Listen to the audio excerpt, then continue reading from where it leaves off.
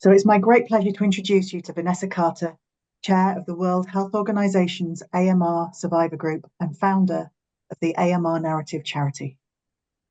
AMR is invisible, I am not. This is a slogan which the World Health Organization has introduced to remind us all that behind all the huge numbers about the impact of AMR, there is a real human cost. So Vanessa, as chair of the AMR Survivor Group, can you tell me why this has such deep meaning for you? Yeah, thank you so much for having me, Wendy. And I guess I should start with what happened to me, and that was a car accident in 2004 at the age of 25 years old. I That happened in Johannesburg in South Africa. I was a passenger in a car. A car overtook us on the wrong side of the road, and the driver swerved to avoid a collision. And what happened was the car basically went into a violent spin and hit into a concrete wall. And at the time, I was sitting slightly forward, so the seatbelt caused a lot of damage to my abdomen. I had internal bleeding. I had also hit my face on the dashboard because in the particular car that we were in, there were no airbags. And I hit the side of a radio casing, so it basically broke most of the bones on the right side of my face. And also did damage to my lower back, my neck, and I fractured my pelvis. So the ambulance came, they resuscitated me on the side of the road, and they took me to the Charlotte Maxeke Johannesburg Academic Hospital, which is a public hospital associated to the University of the Witwatersrand in Johannesburg. Um, and they had me in casualty for 13 hours until eventually getting me into high care where I could have the surgeries done, um, which were two laparotomies at the time, emergency laparotomies to stop the internal bleeding. And the next surgery was to start reconstructing my face. So the actual broken bones in my face was a broken nose, broken right maxillary sinus, broken jaw. I'd also lost the right eye, and also had an orbital blowout. So even though I had all these injuries, which I went on to recover from, the most complicated were to my face, because I would then need to have different types of super specialists work on the area to reconstruct it. One being obviously ophthalmologist because of the loss of the eye. The other was a maxillofacial surgeon, plastic surgeon, also an ENT surgeon, and a neurologist because there was a lot of nerve damage on the right-hand side. And so I went on to have different prosthetics implanted into the face, the first being an orbital floor to salvage the damage there. Obviously, having an artificial eye made, having an implant behind the eye socket so that the artificial eye could be supported. And when my fourth prosthetic was implanted to try and bridge the gap where there was sort of no bone, left on the right-hand side, they implanted an alloplastic implant, and I went for the surgery. I was discharged 2 weeks later. I went out shopping one day. I got into my car. I felt moisture on my face, and when I pulled down the rearview mirror, there was a whole lot of pus seeping out of the lower eye area. And so I just kind of panicked because I hadn't seen anything like this before, with the other prosthetics. And so I phoned my plastic surgeon's offices and I said, what do I do? And they said, you've got to come in. This sounds like an infection. So I was admitted to hospital. They did a debridement, which is a cleaning of the prosthetic, and a little bit of reconstructive surgery because this infection had damaged the skin. Got discharged, but 2 weeks later, the infection came back again, even worse the second time. So we did a very similar surgery. This time there was a bit more damaged tissue, so we used what we call the cheek rotation flap, a little bit more, soft tissue to replace the damaged tissue. Did the debridement. 2 weeks later, the infection was back again. As I mentioned, I was under the care of different doctors. So, I would go see, for example, my plastic surgeon, and he would say, maybe just go also get a second opinion from the maxillofacial surgeon. And then the maxillofacial surgeon would give me a different opinion. His opinion would be, let's try salvage this prosthetic. Here's a course of 14 days worth of antibiotics. Maybe go see the ENT surgeon because your sinuses were completely obliterated in the accident as well. And if we do a sinus drainage, that might help to, debride it, to keep it clear. So, yeah, and that kind of happened. I would bounce between doctors, differing opinions, battling to make decisions because I was very confused with what was going on. And so, yeah, my third surgery was obviously then a sinus drainage. And 2 weeks later, the infection came back again. We were then going to do a second sinus drainage, so my fourth surgery. And it was then that my plastic surgeon said to me, if we do not take this prosthetic out, it could become fatal. It's either going to go into your bloodstream or you're going to get sepsis. And I kind of took him with a pinch of salt. I thought, well, the other doctors are saying differently. So when I was due for that second sinus drainage, he was working in the same hospital as the ENT surgeon, the plastic surgeon. And he was actually on another patient. He said, I'm going to quickly come into that theatre, and if I see that infection is on there, I'm going to remove it. So I thought, okay, we'll see. But when I woke up from anesthetic, the prosthetic had been removed, and the ENT surgeon sat at the bottom of my bed and said to me, he's taken it out. And after doing that, basically my whole face had collapsed because the bone, there was just one big gaping hole in my face. And of course, all this infection had eaten it away. So that rang alarm bells for me. And one of the things the ENT surgeon said to me was, he's now sent it for testing. And that was the first time I heard the word test. This was now 11 months from the time I had first got the infection, after those 4 surgeries, to the time that I heard this word test. And so I phoned the pathology officers and I said, what is so special about this infection? Please, can you send me a copy? And at the top was the letters MRSA, accompanied by lots of R's and probably about 5 S's on the right-hand side and different classes of antibiotics on the left. So, I got online. I started Googling what that meant. And up came the word antibiotic resistance. And that was when it started making more sense to me. I was being prescribed a lot of antibiotics. We were doing a lot of surgeries. I had become resistant to these medications. And so, many, many times I was questioning why the medication wasn't working, why the antibiotics weren't working. This was the reason why. So I was told they couldn't perform surgery for another year after that. And so in that time, I put together my medical history in a 4-page document. I sent it overseas to, must have been about 25 different doctors pleading for help, because we had a shortage of craniofacial surgeons in South Africa. And then I realized that was maybe the type of doctor I needed to be seeing. And eventually I found one. I was very lucky that he replied to my email, and he was willing to give me a 30-minute video consultation. And he said, well, you need a zygomatic osteotomy, cut the bone, very few foreign objects, realign it forward because we don't want this resistant infection to come back again. We did the surgery. I found a maxillofacial surgeon in South Africa who performed the surgery and mimicked this doctor in the USA that I'd found. And unfortunately, like a bad case of deja vu, the infection came back again. This time, not just in the skin, but also in the bone. So the professor that I was working with at the time, Professor Johan P. Reinecker, was amazing. He said he was going to rotate the end of the last resort antibiotics, and I would have to report back every week and go see him if there was even a slight change, to let him know immediately.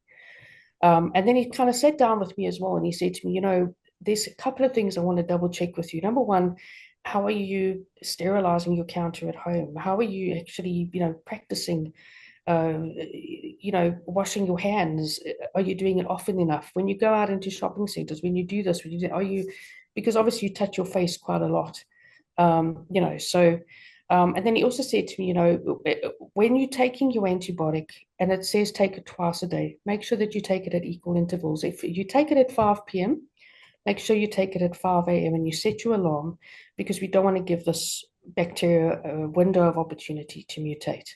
So it literally took him about 15 minutes to explain that to me, but it made a major difference to me to go back home, because I wasn't in hospital during all those years. It ended up being 3 years actually that I was fighting infections.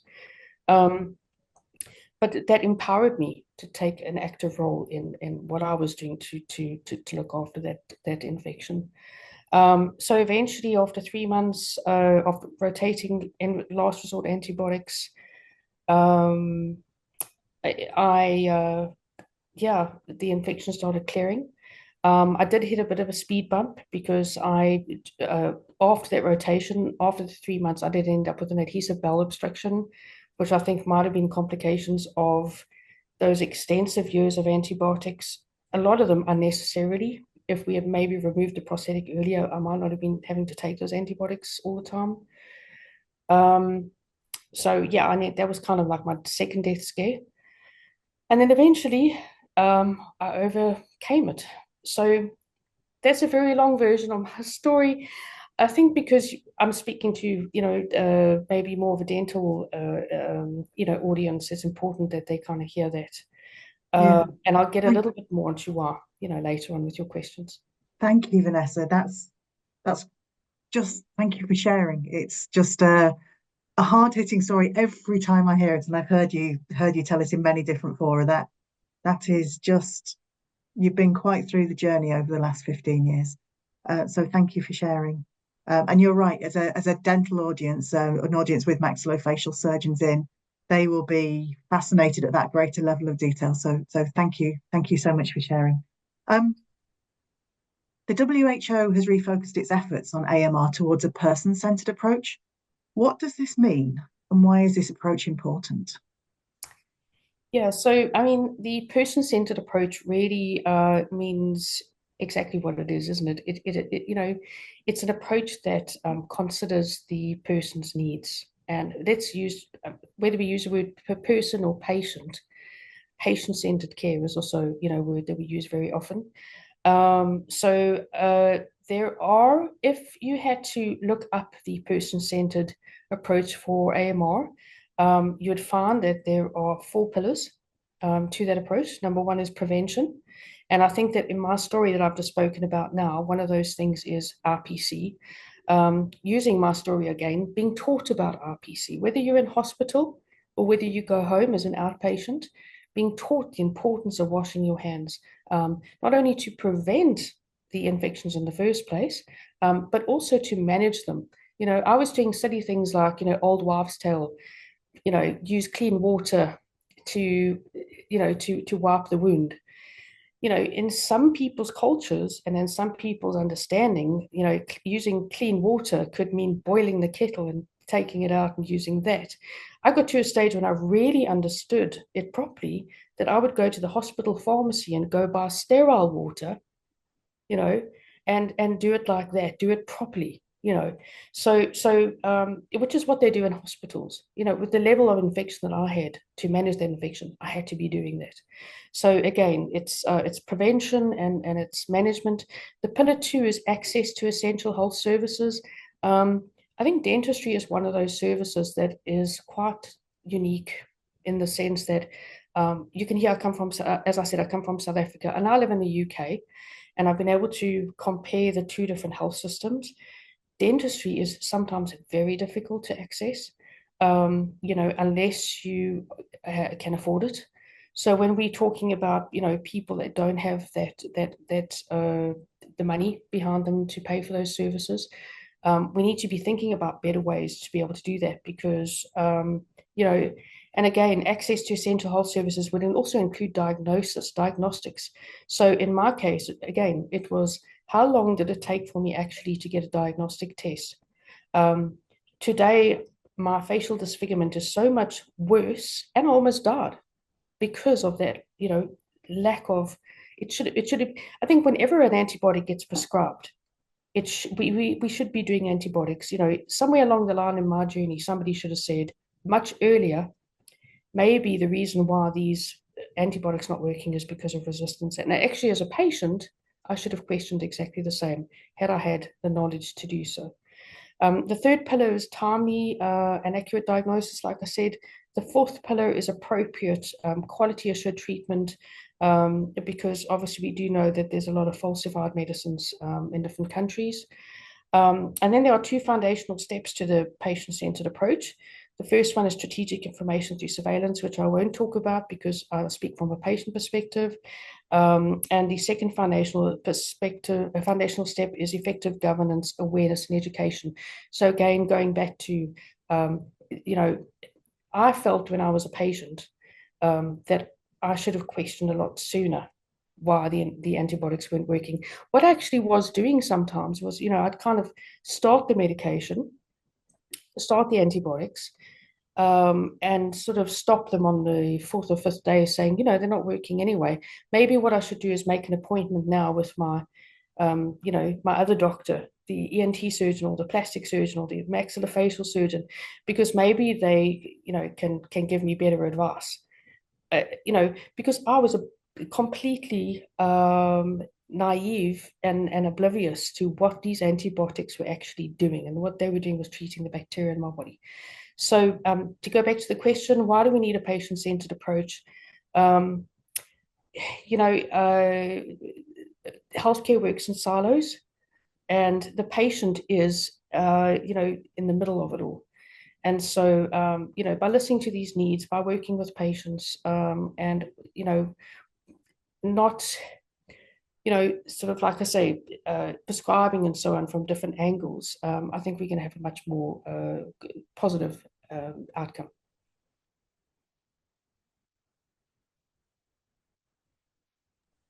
Thank you, Vanessa. That's a really clear exposition of the patient-centered approach, of the World Health Organization's patient-centered approach. So do you have any messages for the oral health and dental community about the ways in which it can help patients play their role in tackling AMR? Yeah, so I think I've kind of harped on quite a bit about communication and awareness. Health literacy, at the end of the day, is so important. If we are, if I keep using this word common knowledge. I have a marketing background, and so this is sort of a term that we use quite often, is, building that common knowledge about something. What is common knowledge when it comes to cancer, for example? Well, if you smoke, it can cause cancer. If you don't use sunscreen, it can cause cancer. If you go into the sunbed, it could cause cancer. These are things that we've used marketing and other tactics to kind of build up that common knowledge. This is what is missing with AMR. COVID is another one. COVID is 5 years ago, the average person would never have heard of COVID. But now you can have conversations with people. They might not always be constructive conversations, but we know to the point that, okay, washing your hands is important to protecting yourself against COVID. Getting your vaccination is important to getting, to stopping COVID. Where are we right now in terms of AMR? So I think as a dentist, let's take it right down just to that level, because AMR is a very, wide topic. If I go to a dentist, I think that and I think you advocate about this quite a lot, Wendy, is, antibiotics don't cure toothache. You've stuck that message in my mind. So I think that there's something that other dentists could be doing. It's been very powerful messaging. I think people get confused as well. What is an infection? And then teaching them as well, why? It's the why of it. Why is it important not to use antibiotics unnecessarily? Because you put yourself at risk and your community at risk of worsening and spreading and developing resistant infections. So this is always missing for me, is the why. We sometimes tell people, you mustn't do this, but we need to know the why, of why it's so important. And what that means to you if you really need that medication and it doesn't work for you. In my case, it was a totally hopeless situation, not knowing that these antibiotics were working. And I think one of the other things I've come across as well is, when I go to dentists, I sometimes have to volunteer the information, of my medical history. it doesn't, I mean, I sometimes say it's because I've moved countries. I haven't come with, a medical history to the NHS, so they can't really see that. But I think systems are also kind of disjointed. So I think it's important that each and every doctor asks the question of, investigate something to do. Have you had, are you prone to infections? Have you ever had an infection that didn't want to go away? Maybe when you do your patient questionnaire, I don't know if that's actually, I didn't see one when I've done it at the dentist before, but I think that's extremely important to know whether that patient has had a history or not. And so, yeah, I guess that's a small thing. But number one, patient education, really, really important. Not knowing as a patient is the worst feeling in the world, especially when it impacts you physically, and on many other levels, mentally, financially, everything else. So, that it's 5 minutes of time to tell us what it is and what the risks are. Vanessa, thank you. That is an absolutely fabulous run through of AMR, from its impact on you all the way through to impacts globally, and what we as a profession can do to play our role in this global issue that isn't just about healthcare. It's about One Health. It's about the environment. It's about animals. It's about human health. Thank you. Really appreciate your time. Yeah, you're welcome. Thank you so much for having me. Thank you.